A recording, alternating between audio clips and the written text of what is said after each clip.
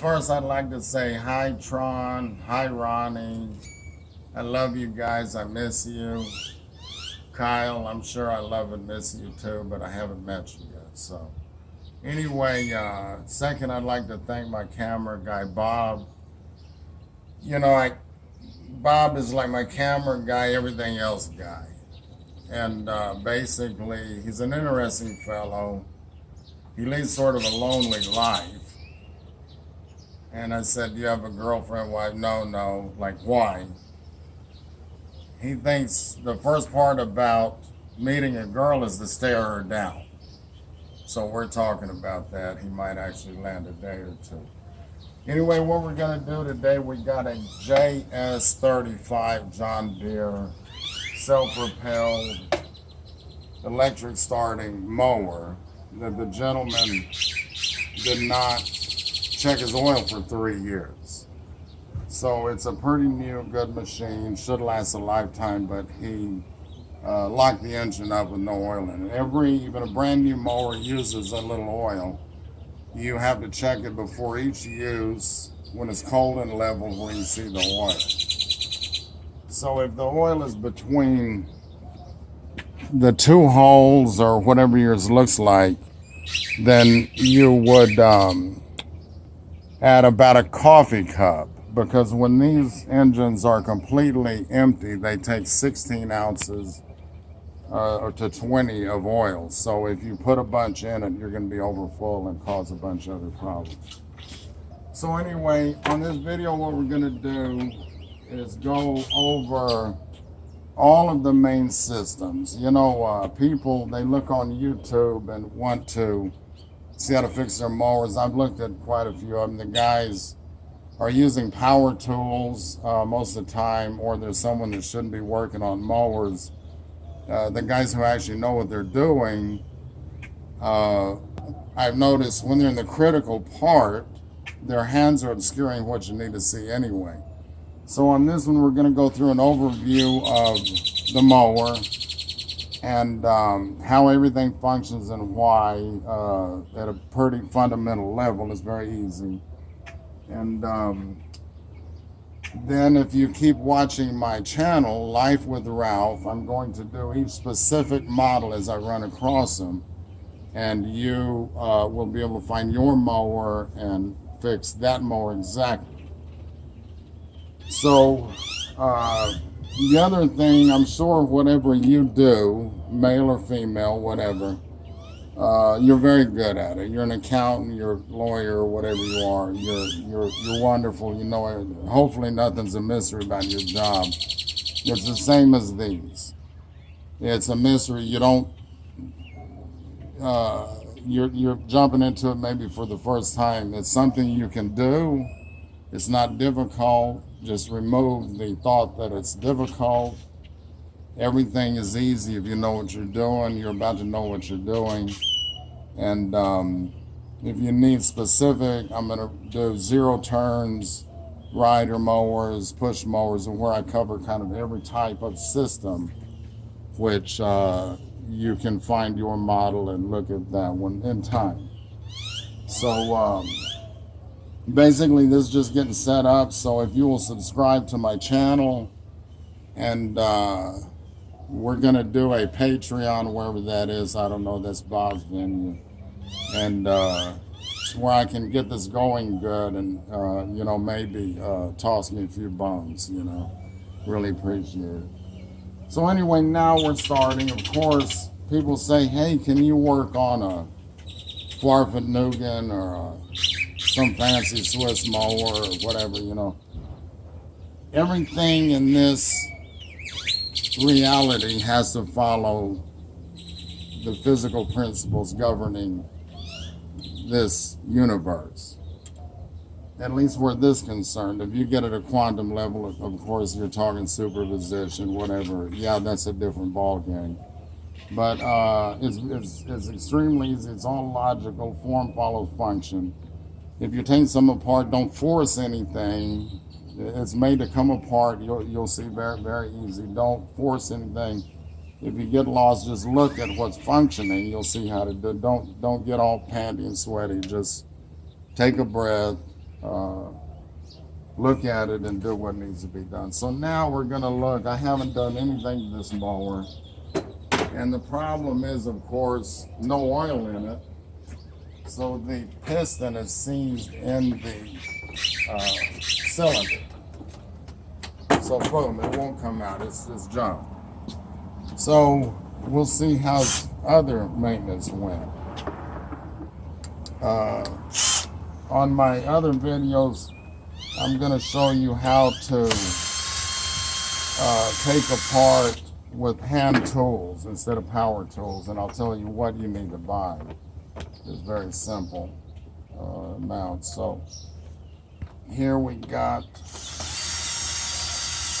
on this one the opening up for the carburetor, and the linkage is visible here. This top goes away.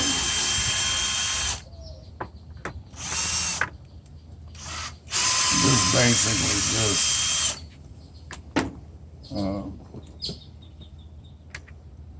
kind of to look good. It doesn't really do anything affects it. So now we have the carburetor, and on this particular one, this is the filter housing. So you take the filter housing off. It's a flat tip. So right off the bat, he's got this out. So that should be in these teeth. It goes in like this. And he had the teeth out of the 3 holes that hold it. So as a result of that, because of that error, he's getting a bunch of dirt behind the filter. So all of this dirt going in the engine also is a contributing factor. This should be absolutely clean, but it's got all kind of sand and dirt. That's going to scour out the piston and cause it to start smoking and fail kind of years before its usable life, which, like I said, any mower you buy will last a lifetime if it's maintained. Everything I see is all operator failure to maintain or operate it properly. You know, maybe I've run across 1 or 2 that had some mechanical problem, but I mean, which is true, but it is really rare on these. If you keep the oil changed, keep the air clean, good gas, they literally will run forever. My neighbor threw his mower away when it was 5 years old. I cleaned it. It starts every time I pull the rope. Because for 22 years that I've owned it, because I never let it sit over 30 days. So it just, and it's going to last the rest of my life and the rest of somebody else's. So now we're going to take off the filter cover housing.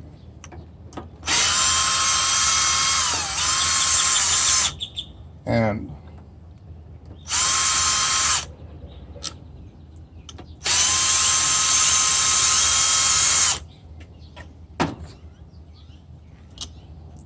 this one, instead of a primer ball, it has an automatic choke, which is sticking. It probably sat a long time, but this is supposed to open all the way, which it is not. Close all the way, I mean. If you look here, this is the choke. So it's closed now. When it starts, it opens like that. That's the automatic choke. This one, however, is not functioning. So now we're going to remove the tank and the top so that we can see the rest of the engine.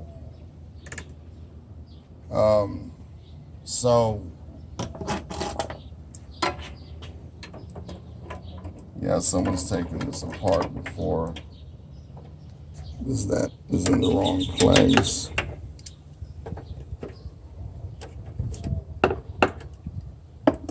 So we're taking the hose off of the carburetor. This is the gas hose. The gas, you don't need to worry about a filter on these push mowers, because people want to put a filter here. There's a filter in the tank, so it will not let anything through. I think it's an 8 micron. It won't let anything through that will damage your or that will stop up your carburetor. So now then, we're gonna do take the tank off. I think that rascal's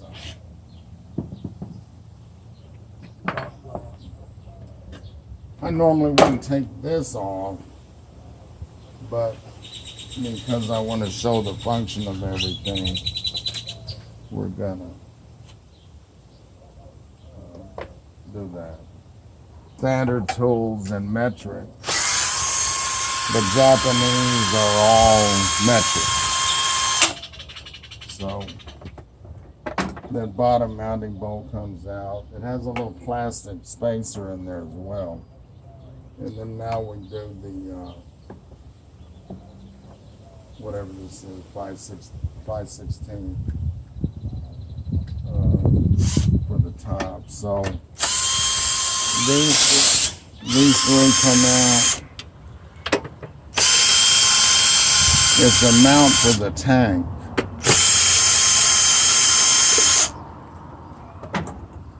And boom.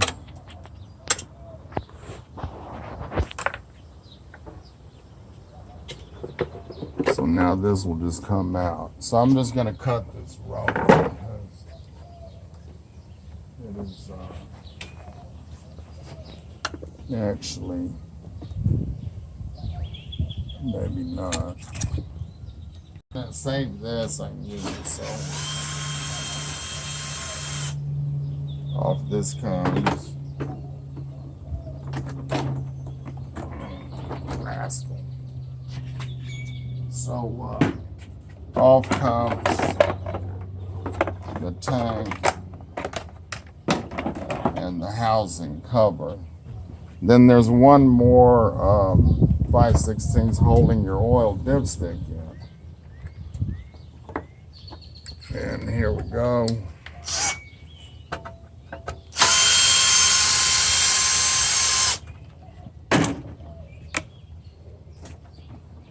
If you need to get under here, you just turn that like that. Don't take it out.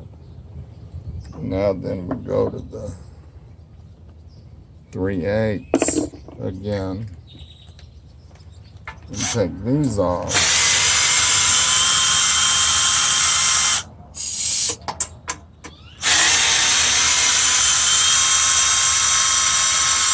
.3/8, but you don't need to learn socket size. Just put the socket on it that fits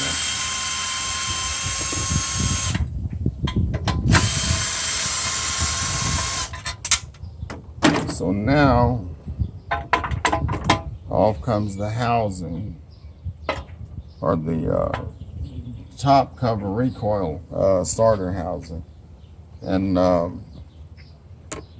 way this works is, these things, when you pull it out, these white things are called the dogs, like, and then, so it's a little mechanism. When you pull it, it goes out, and there's a spring under here that is coiled. So if it suddenly pops, and we'll get into how to cover the spring later. This is an overview here today. So boom, it goes out. When you let the rope go, the dogs go in. And the dogs mesh with these teeth here on the top. And if the motor, well, look, it is turning. Wow. So boom, there you go. So now we move all this stuff. Then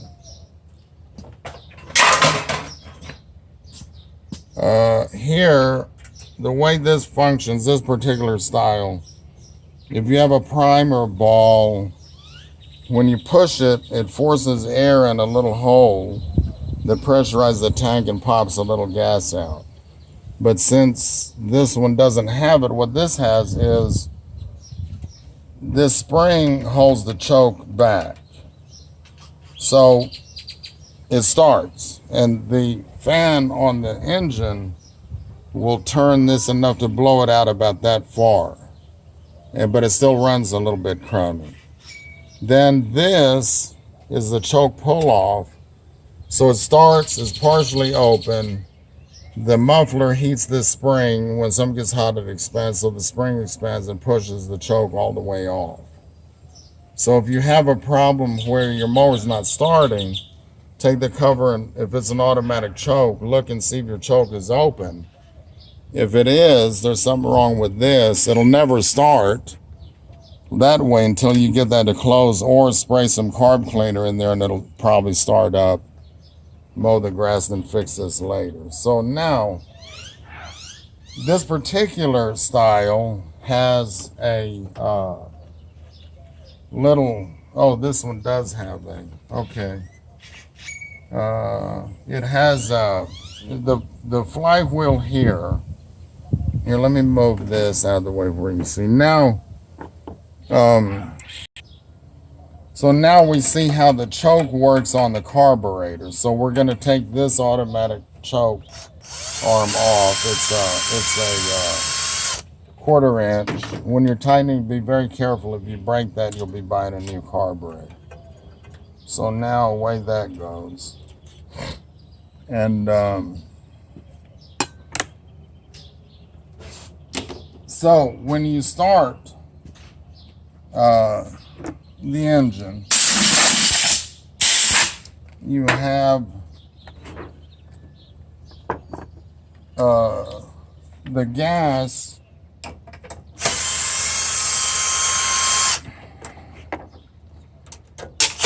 of course is in this, the bowl about to here. It's about halfway full. Then if you look inside, there's a brass tube sticking up in the middle. So any air mass moving over any surface creates a low pressure. I think it's called the Bertolli effect. But when it sucks that, and when it's running over that, it literally sucks the gas out of the tank into your engine and runs. When the choke is on, it kind of pulls it up by vacuum, and then it starts, runs here, the choke pull-off pulls it off, and you're wide open. These two holes here kind of help break up the gas and kind of pressurize the tank a little bit to assist in the gas coming up.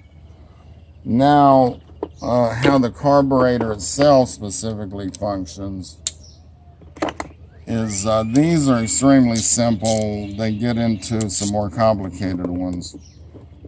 But this one is, some of them are actually a little over-engineered for mowers. But this is called the main jet, and it's the bolt that holds it together. So in this, you see 2 holes here. That just goes all the way across. But the main thing is this hole in the middle. It's the metering jet. So that hole, if it is not open, which this one by the state of the gas stuck to it is not, so this would never run anyway. But what I use to punch those out with is a hair off of a wire brush, 1 bristle.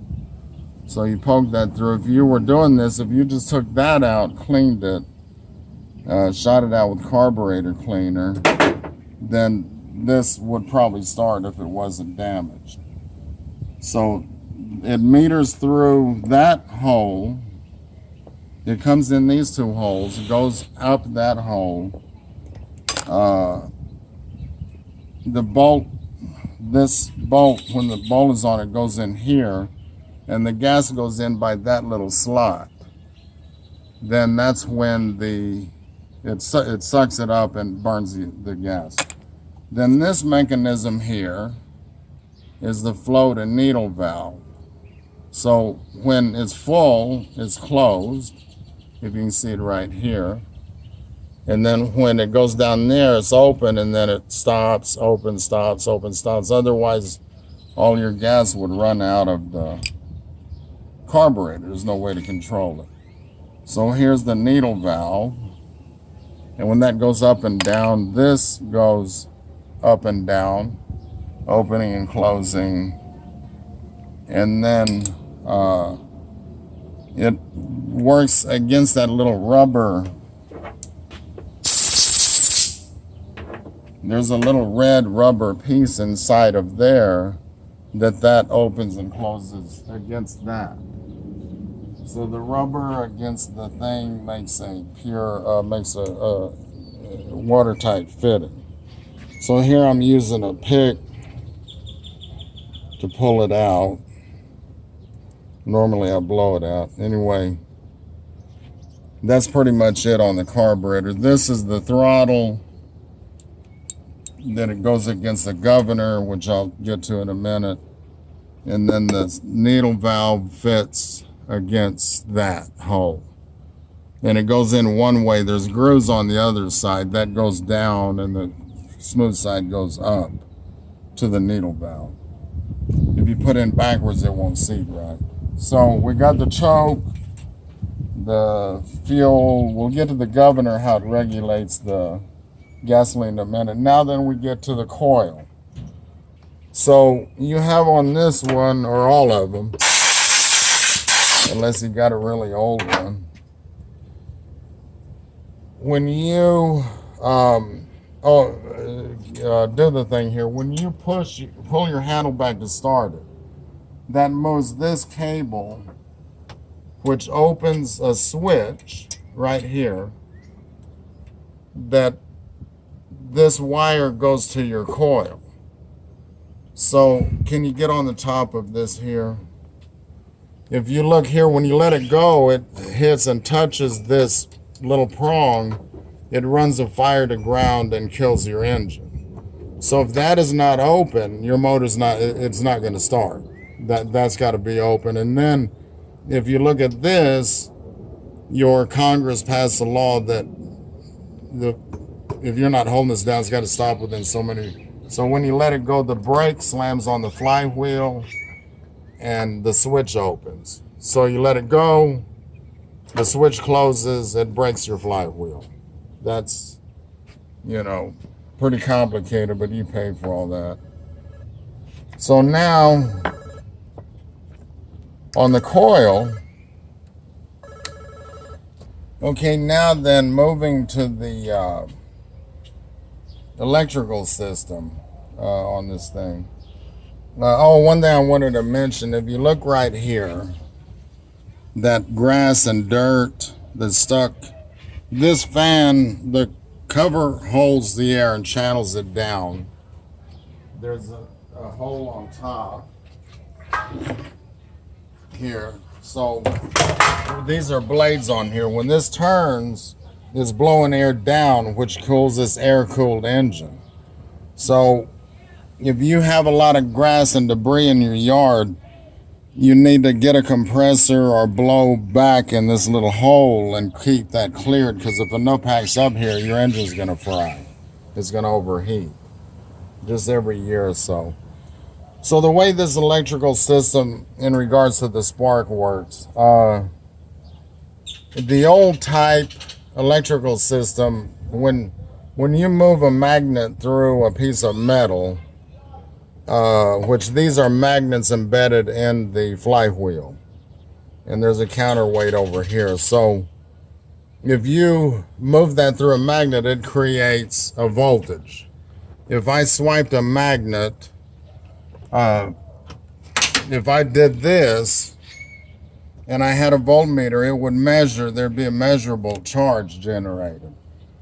But it's not usable the way it is. So in the old days, the points were a mechanical point that opened, and then this moved through the magnet and charged it into a capacitor, which is essentially a small battery that charges and discharges in like a microsecond. So it charges, then the points close and the fire goes to your plug and sparks it.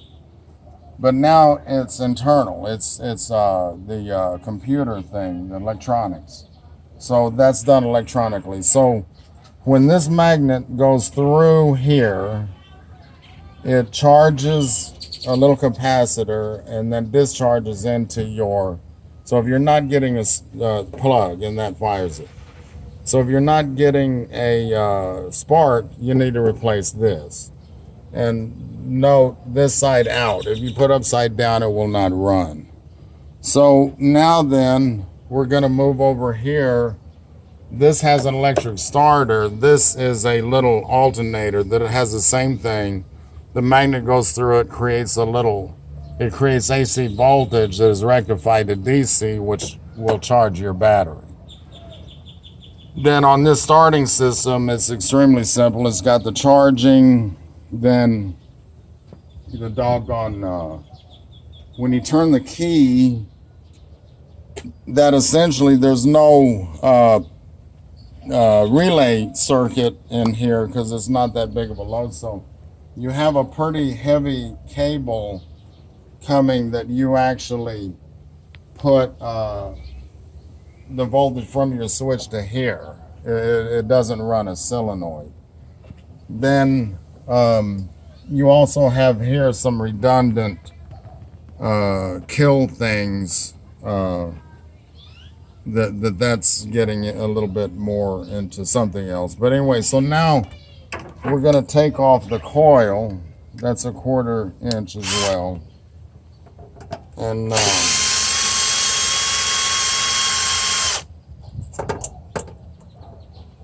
you can see the gap on that is about a credit card. You know, you don't have to worry about gaps that much. And then this wire plugs into here, and when that switch is closed, it runs the fire to ground. The way you can definitively check if this coil is bad is remove this wire. All you do is push down the detent and then put it back together, so you're separating the kill switch from this, so the coil is completely independent. Then put the top back on and have someone hold the plug. Get your companion to do this here. So if you're checking the plug, your coil, then you remove the plug, remove this wire, put this in here, have them hold it against the ground and pull the rope, and you'll see a spark. If you do not see a spark, try a different plug because you might have a bad plug. And then if there's still no spark, go buy a coil. So now then this is gone. So what we get into now is the control of your gas. So if you look over here on this side, this arm, this control arm goes to this arm, which is a mechanical governor, centrifugal governor inside of the engine, which there's no need to get into that, because if you have a problem with this, then it's cheaper just to buy another engine or another mower. So what this is, this governor arm works in contention against this governor spring. And so it's set at like 2850 RPM. And so when it's spinning, this centrifugal clutch is holding this right here. If you hit a load, a bunch of thick grass or whatever, if the engine starts dropping in RPM, then the diameter of the thing contracts and it automatically gives it the gas. So that's how it stays running no matter what the load is. So if you start one and it's running really fast, then just try moving this with your finger. If it does not push back against you, then you have a bad governor internal. There's some that it works on the air against this, but it's too much to fix that. Just junk it and buy another one. And that is a rarity that, you know, sometimes occurs. Now then, so anyway, it's a heavy wire going to the starter. And then now, in regards to the, I guess okay, now, whenever you, let me set this back up here. So when the engine's running, this is a 4-stroke engine, so it goes around once, and that would be compression. So it compresses, it fires, and then that force pushes it, it turns the blade. Then it goes around, so it's compression.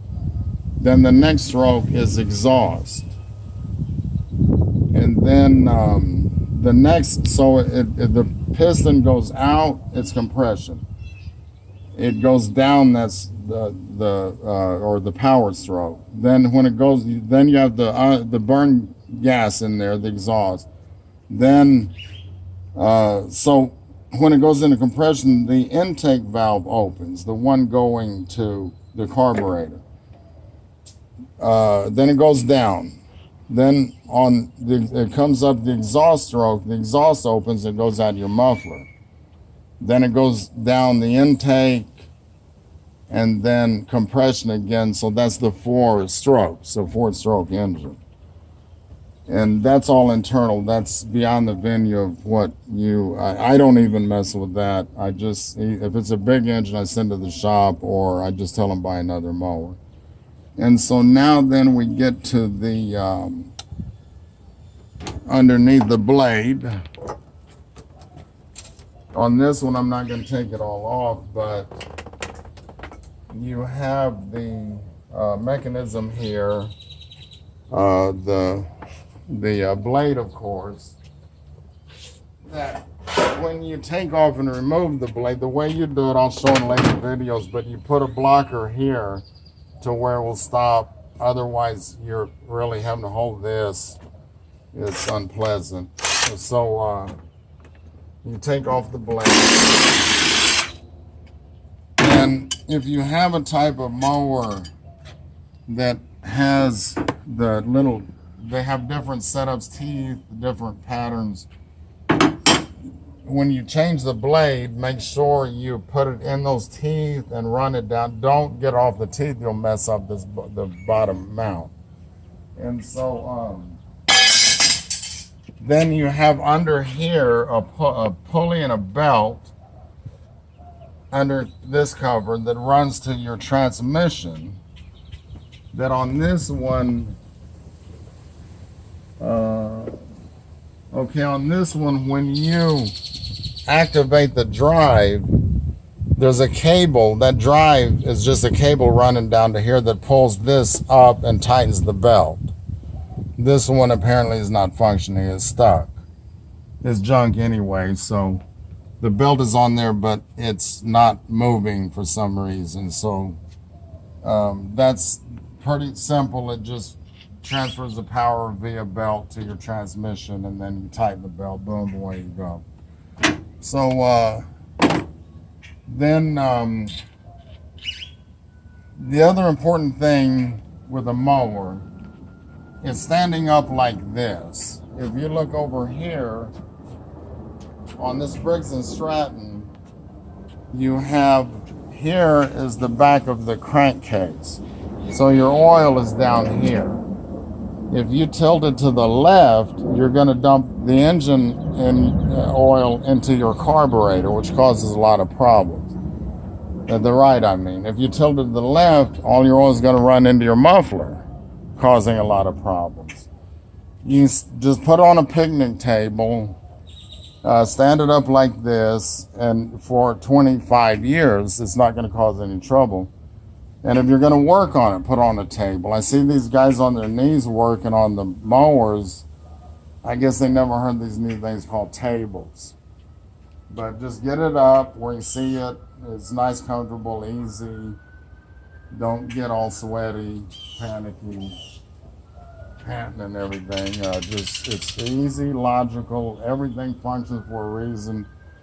It all works together. The gas, the coil, it's like a song. So you just get it going like a symphony. And then that is pretty much it as far as the basic function of everything. Everyone has the same things except for the little generator and starter system. I figure if you can't pull the rope, maybe get somebody to cut your yard anyway. But that's it. And I look forward to seeing you on future videos. Keep an eye out. Kind of toss me some bones maybe on Patreon, I think.